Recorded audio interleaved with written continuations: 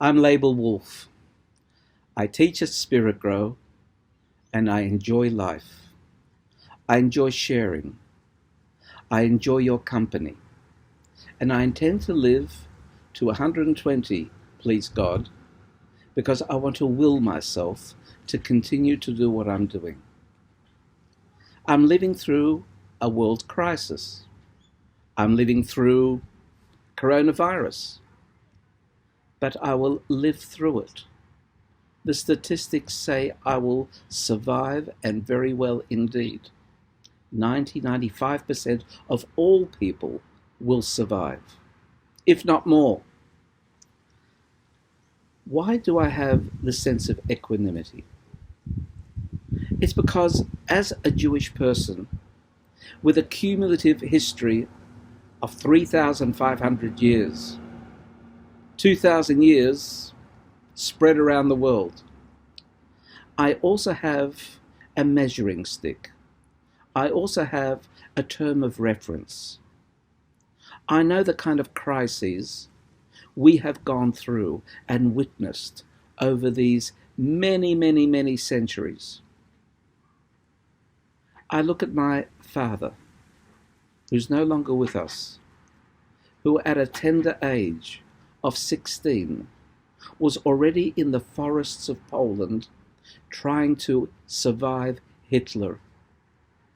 For 4 years he lived in the forests, fighting as a partisan in the underground, and survived.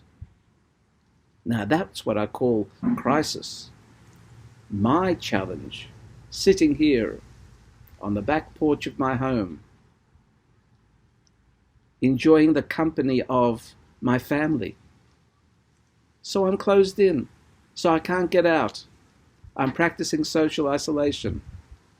How does that compare to my father's ordeal by fire? And then I have another measuring stick in my own family, my mother-in-law, 4 years in Auschwitz, 4 years, also a Mengele experiment, and after the war marries and has children. Isn't that a statement about belief in life and future?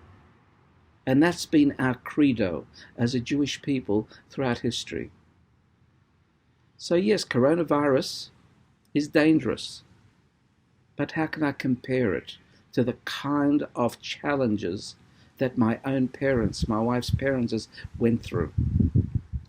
So I come back to the present tense and I ask myself, what is this teaching us? Everyone's asking me the same question. After all, I'm a rabbi, I should know. What does God want from us? I've never perfectly known what God wants from us, and certainly now I have no idea what the purpose of this plague is. But I do know one thing, it's purposeful. I know that there is design in the cosmos. I know that there is a pattern, and a pattern that tends to repeat. I know that we are reading a middle chapter in an unfinished novel. The final chapter is yet perhaps to be written, because our relationship with God is symbiotic. I do, God responds. God does, we respond. So it evolves. It evolves in an amazing history of the world. So, of course, I'm a realist at the same time. I understand there are deaths even around me, even in my extended family, from the current virus. I understand we have to practice proper hygiene. I understand that we have to be able to isolate so that we can limit the spread of virus. I do understand that the panic, perhaps media generated, but now inevitable, is causing the health facilities to be totally overwhelmed. I see that, I understand that. And yet I still go back to the tragic circumstances that we as Jewish people have had over all of history, and notwithstanding the horrific nature of now, it doesn't compare. Ours doesn't compare. We have inconvenience. We have empty shelves in supermarkets. So we eat fruit and vegetables in the meantime. But we have. And we also have support. We have a new technology. We're living in a world where, although we may be isolated face to face, here we are, you and I, we're talking together. Technology, the wonderful facility to create community, reinforcement, to share with each other. And I think this is the primary message I'd like to convey. Sharing, empathy. We need to be closer. We need to love each other more. Maybe that's the message that we're getting from this virus. That we have to pull together more. We have to respect each other more. We have to love each other more. One of the wonderful Hasidic maxims that I was taught was, how do you know that another person loves you? How do you know that you love another person? Answer to both, when he or she knows what's hurting me before I tell them. We have to empathize to that degree. And the best way to help each other right now is not speaking of gloom and doom, but being able to pick each other up, learn from each other. I'm spending an inordinate amount of time just creating classes, sharing, providing meditations, in order to be able to not just lift people's spirits, but to be engaged in growth against a backdrop that is conducive to development.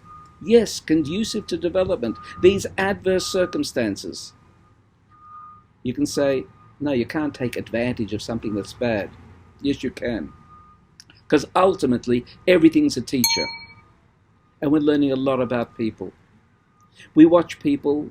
I find that the way that they currently drive on the road has significantly altered. There appears to be less tolerance, not more. Everyone's anxious. Everyone's aggravated. Everyone wants to get there quickly before the next person. We have to turn that boat around. We have to ensure that we compensate by going to the opposite extreme. Extreme tolerance, extreme love, extreme empathy. Maimonides says that the middle path is the right way.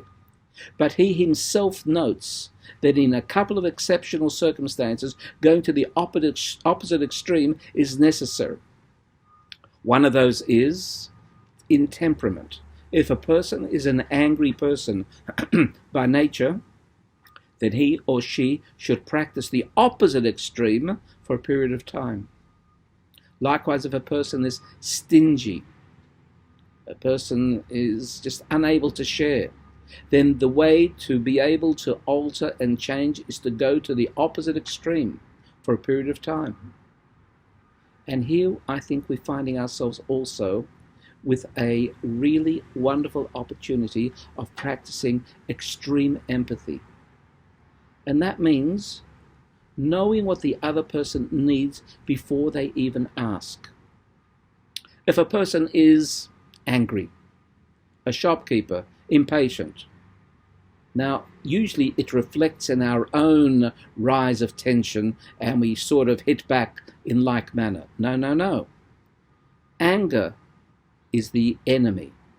Empathy is the tool we need to use. Why are they getting upset? Because they are under stress. You don't know what their family setting is all about. You don't understand what is going on in their own hearts and minds. They may not possess the resilience that you possess.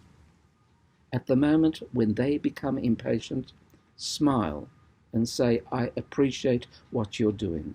Don't misunderstand. It's that kind of softness, that kind of warmth, that kind of mutuality that becomes really the infectious way of being able to overcome a virus. You know, being a kind, empathic, generous person creates a different body chemistry. We have plenty of research that tells us that our attitudinal response, our feelings, our thought patterns create different chemistries of the body. And that immunity is highly related to that dynamic. Being empathic and happy is very conducive to immunity. So in passing, you're actually helping yourself in this particular climate of the virus spreading. What lessons can we learn for the future? Number one, something about the value, or the lack of thereof, of money. How do we use our money? And how do we use money for what purpose? Is it a means of just securing ourselves? Is it a way of bolstering ourselves? Or is it a way of being able to assist the second person? Right now, as the economies are failing, and therefore money becomes something much more concerning in our lives, this is the time to give tzedakah. This is the time to go to the opposite extreme. This is the time to give of ourselves. In our tradition, in Chassidus, we learn that money is the symbol of our life force. We spend a day working in whatever it might be, but we all expect an income at the end of the day. That means that in that income, in that money, lies the value of our daily lives. So if you take from that and give it to another, it's such an illogical step.